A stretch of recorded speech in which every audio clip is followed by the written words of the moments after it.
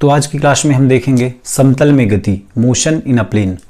तो इसे समझने से पहले हम थोड़ा पीछे का रिवाइज करें। इसके पहले हमने पढ़ा था सरल रेखा में गति।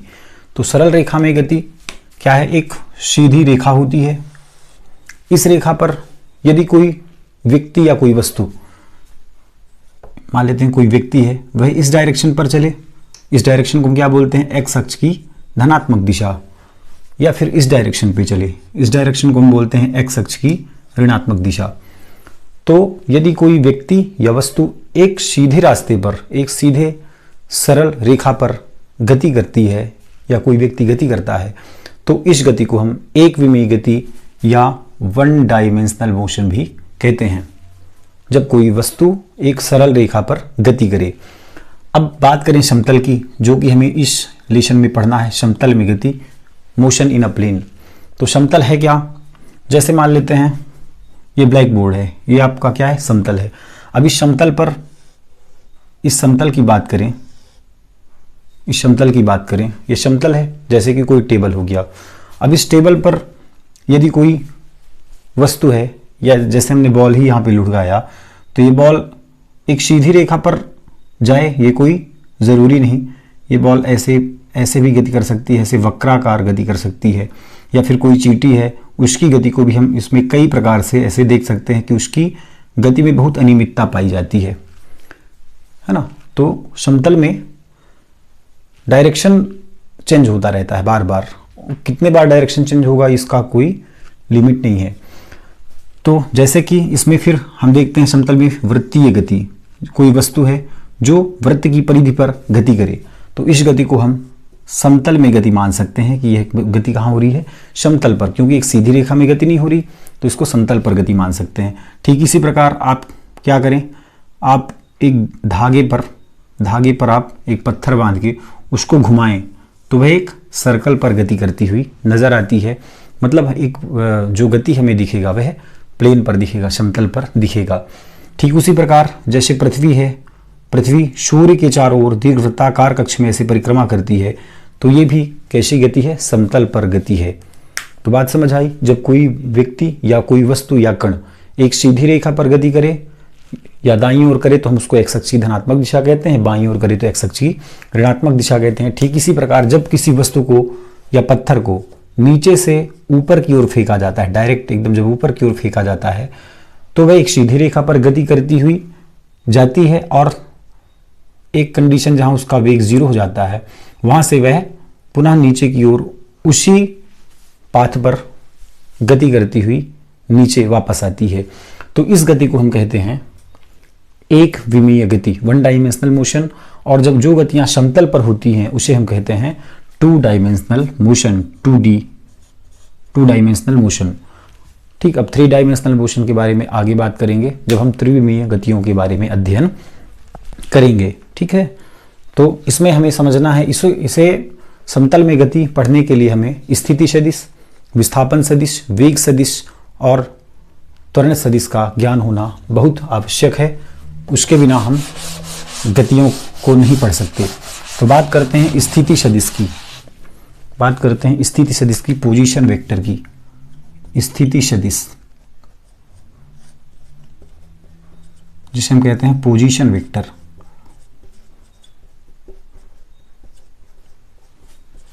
Position vector.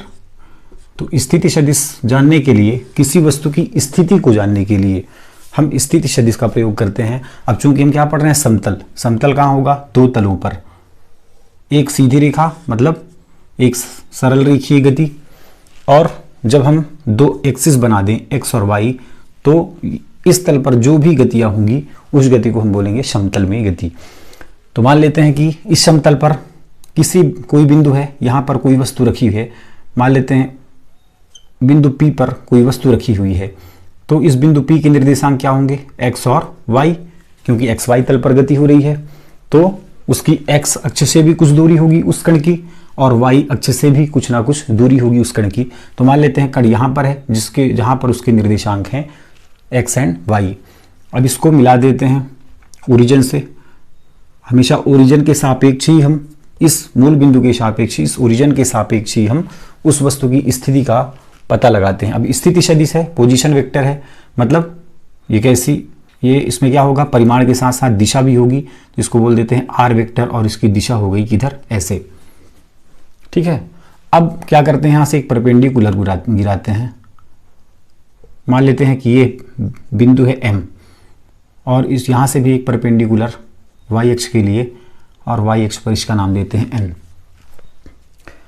अब हम जानते हैं कि x अक्ष के सापेक्ष एकांक सदिश, एक यूनिट वेक्टर कितना होता है, i कैप, और y अक्ष के सापेक्ष यूनिट वेक्टर होता है j कैप। हमने पहले भी पढ़ चुका है एकांक सदिश के बारे में। x कैप और i कैप और j कैप, x अक्ष के अनुदिश i कैप, y अक्ष के अनुदिश j कैप, है ना। तो p का स्थिति सदिश कितना होगा, पहले लिख दो, p का स्थिति सदिश, p का पोजीशन वेक्टर क्या होगा, OP वेक्टर।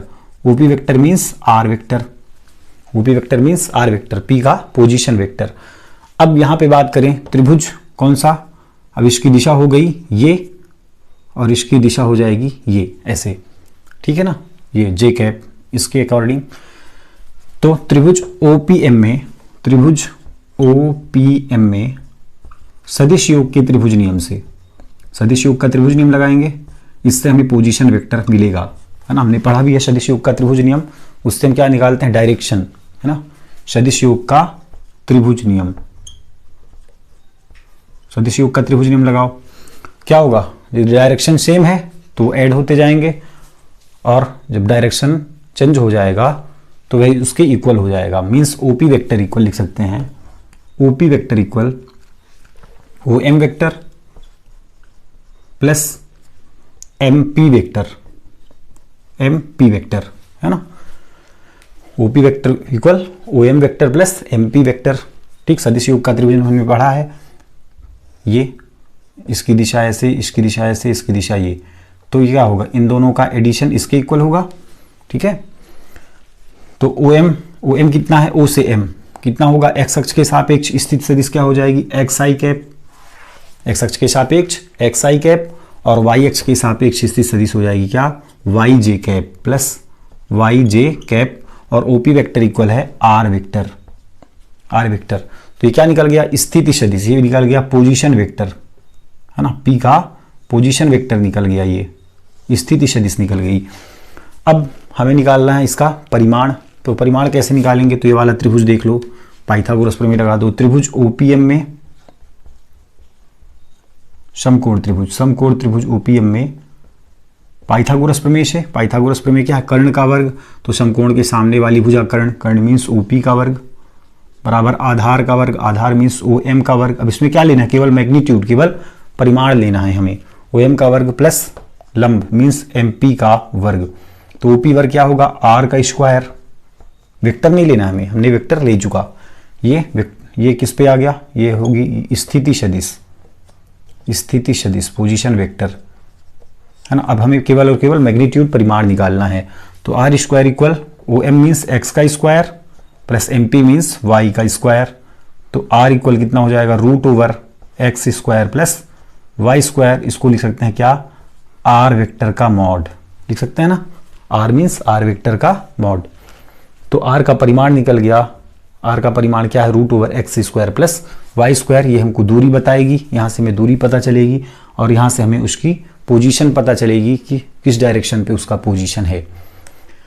ठीक है, ये हो गया स्थिति सदिश, इसको नोट कर लें आप। इसके बाद हम बताते हैं विस्थापन सदिश। ठीक, मिटा दें इसको।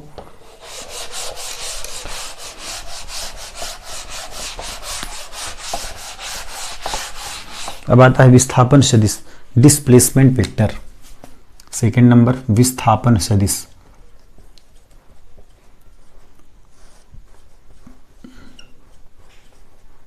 डिस्प्लेसमेंट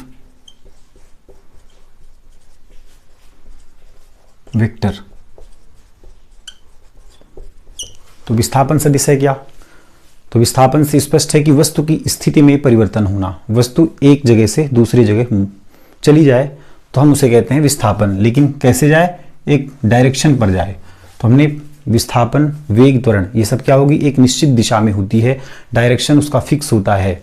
विस्थापन और वेग तथा त्वरण के लिए। जैसे हमने कहा 4 मीटर ईस्ट में विस्थापन है, मीन्स वो विस्थापन कहलाएगा। और हम कहें कि 4 मीटर हमने चला तो 4 मीटर क्या हो जाएगी, दूरी। इन सब चीज़ों के बारे में हम पहले भी चर्चा कर चुके हैं।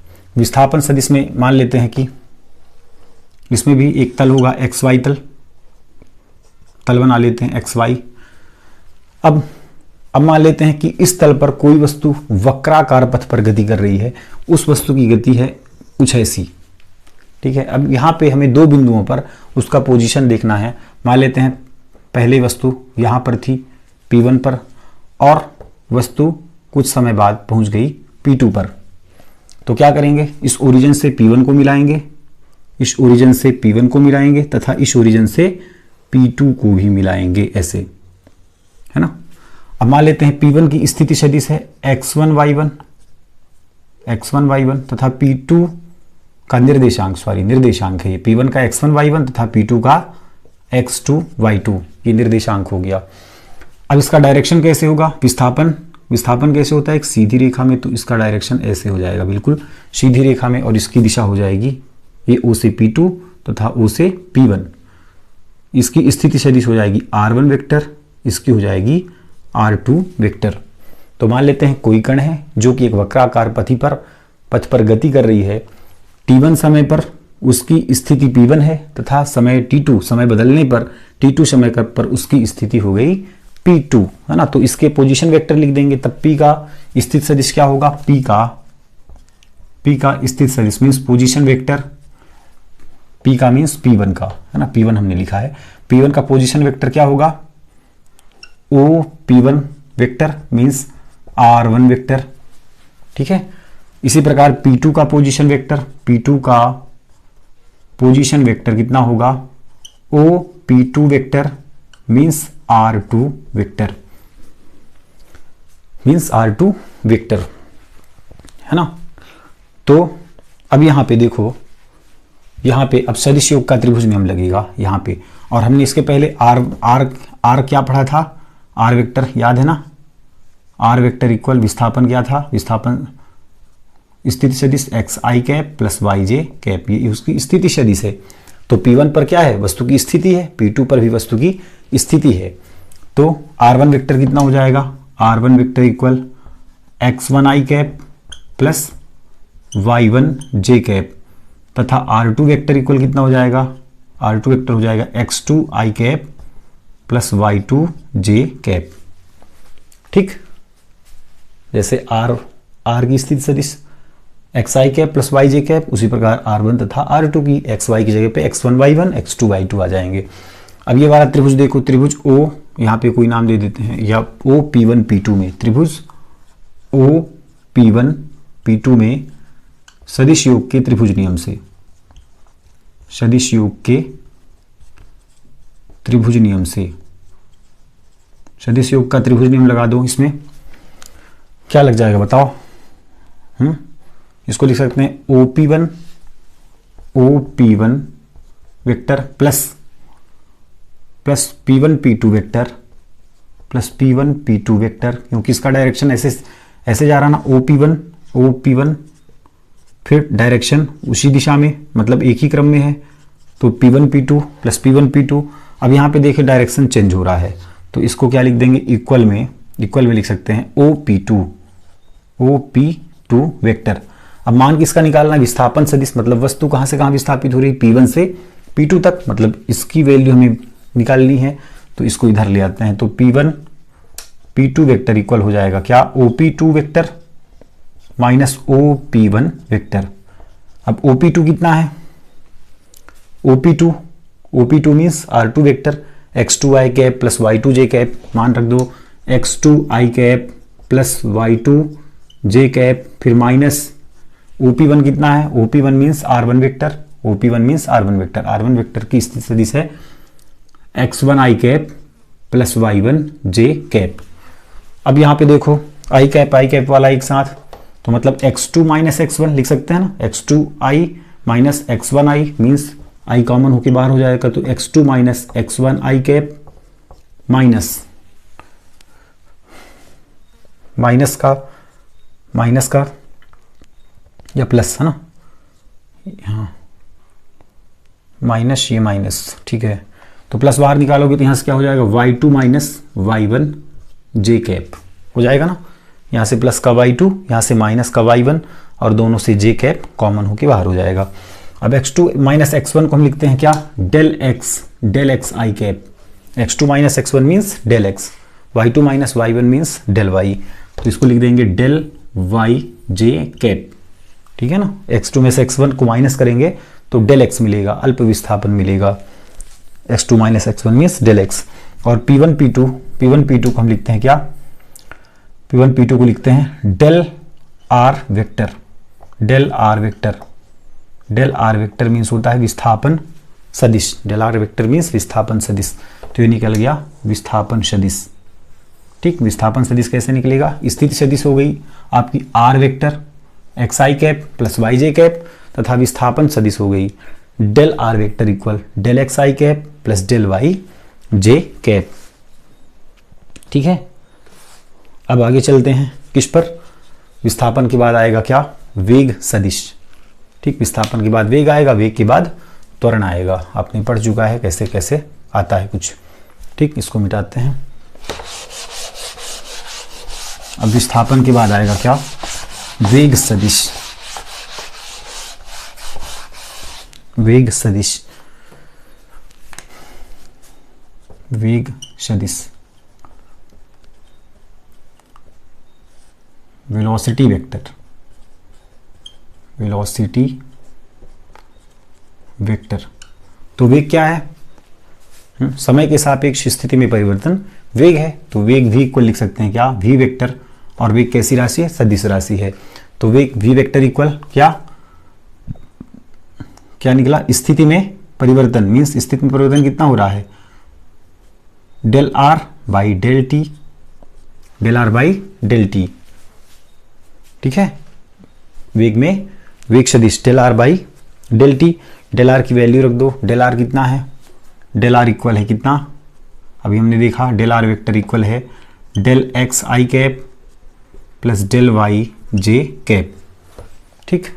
इसको रख दो तो v vector equal del r की जगह पे del x i cap plus del y j cap divide by del t. अब डेल टी का भाग दोनों के साथ जाएगा तो del x by del t i cap plus del y by del t j cap.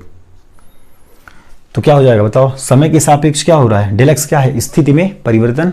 तो समय के सापेक्ष स्थिति में परिवर्तन क्या होगा, वेग। तो ये हो जाएगा वी एक्स, चूंकि एक्स अक्ष के अनुदिश हो रहा है तो v x i cap plus, और ये वाई एक्स के सापेक्ष स्थिति में परिवर्तन है समय के सापेक्ष, तो ये हो जाएगा v y j cap vector v equal. तो ये क्या निकल गया, वेग सदिश। ये निकल गया वेग सदिश। और सदिश को पढ़ना बहुत आवश्यक है समतल में गति के लिए, है ना। तो ये हो गया वेग सदिश। अब यहाँ पे निकाले देते हैं फिर वेग के बाद त्वरण सदिश। त्वरण सदिश, एक्सेलरेशन वेक्टर। त्वरण सदिश, त्वरण है क्या, वेग में परिवर्तन। तो ए वेक्टर इक्वल, चूंकि त्वरण भी एक सदिश राशि है तो ए वेक्टर इक्वल क्या लिख सकते हैं, वेग में परिवर्तन means del v vector by del t. अब डेल वी की वैल्यू रख दो, डेल वी की वैल्यू कितनी है, del v by del t, है ना। तो डेल वी की वैल्यू, डेल बाहर हो जाएगा और v की वैल्यू कितनी है, v x i cap plus v y j cap divide by del t. अब ये डेल अंदर आएगा दोनों के साथ तो ये हो जाएगा del v x by del t i cap plus del अंदर आएगा तो del v y by del t j cap. I cap j cap को इन दोनों से बाहर रखना क्योंकि समय के सापेक्ष केवल वेग में परिवर्तन होगा। तो समय के सापेक्ष वेग में परिवर्तन क्या होता है, त्वरण। यदि वेग में परिवर्तन हो समय के सापेक्ष उसको क्या कहते हैं, त्वरण। अब कहाँ वेग में परिवर्तन किस अक्ष पर हो रहा है, एक्स अक्ष के अनुदिश। तो त्वरण कैसा निकलेगा, ए एक्स आई कैप। यहाँ पे समय के सापेक्ष वेग में परिवर्तन कहाँ दिख रहा है, वाई अक्ष पर। तो ये क्या हो जाएगा, ए वाई जे कैप। मतलब त्वरण कहाँ देखने को मिल रहा है, एक्स और वाई अक्ष पर। ये हो जाएगा त्वरण।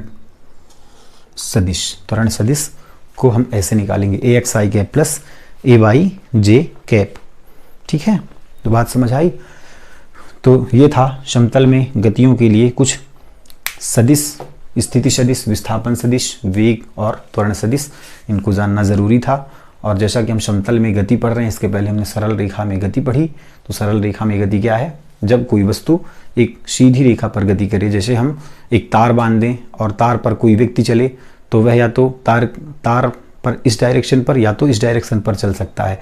उसको चलने के लिए केवल एक रेखा है, केवल एक सीधी रेखा है, वह वहीं पर गति कर सकता है। तो ऐसी गति को हम एक विमीय गति या वन डायमेंशनल मोशन कहते हैं। जैसे कि हम किसी पत्थर को सीधा ऊपर की ओर फेंकें तो वह वापस उसी पाथ से लौट आती है, उसी पाथ पर से। तो इसे हम कहते हैं एक डायमेंशनल मोशन, एक विमीय गति।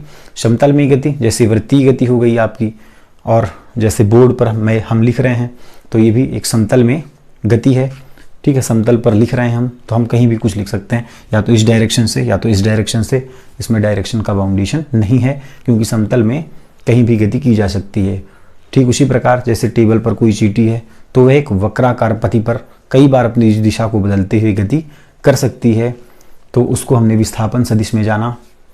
ठीक है, स्थिति सदिश हमने जाना कि कोई वस्तु कहीं स्थित है तो हम उसका पोजीशन कैसे निकालेंगे।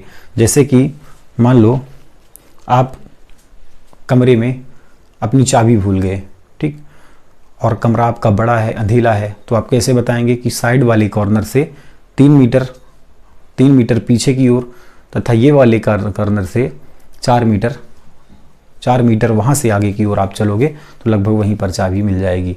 तो स्थिति सदिश को हमने जाना, हम किसी वस्तु का पता लगाते हैं कि वह वस्तु कहाँ पर स्थित है। विस्थापन सदिश से हम देखते हैं कि वस्तु का डायरेक्शन किधर है तथा वस्तु विस्थापित हुई एक पॉइंट से दूसरे पॉइंट तक। तो हमने विस्थापन सदिश निकाला, फिर विस्थापन से हमने वेग सदिश निकाला, वेग से हमने त्वरण सदिश निकाला।